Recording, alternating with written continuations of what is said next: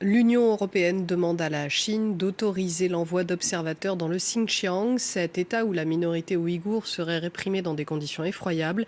Un chercheur allemand, auteur de plusieurs rapports sur la question, affirme que des femmes ouïghours auraient été stérilisées de force. Accusation prise au sérieux par Bruxelles. Théa Bazarevich. Il y a 2 ans, Zumred Daoud a été stérilisée de force. Cette Ouïghour musulmane, aujourd'hui réfugiée aux États-Unis, n'a pas eu le choix.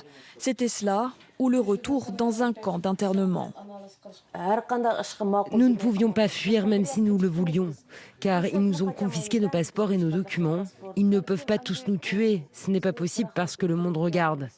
Donc ils nous éliminent étape par étape, avec des politiques comme la stérilisation forcée.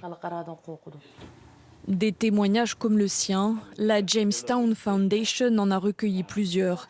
Cet institut de recherche et d'analyse américain a mené une vaste enquête dans la région du Xinjiang, à majorité ouïghour. Et les conclusions de son rapport sont glaçantes. La Chine est accusée de pratiquer une politique de contrôle des naissances brutale contre la minorité musulmane avec des stérilisations forcées. L'un des auteurs du texte parle de génocide démocratique. Nous parlons de l'insertion forcée de stérilés, de menaces d'internement et maintenant de preuves de la stérilisation forcée massive des femmes. Selon cette étude, les naissances dans les régions où les Ouïghours sont majoritaires sont en chute libre, moins 60% depuis 2016. Washington dénonce des abus déshumanisants et demande à Pékin de cesser immédiatement ces stérilisations forcées.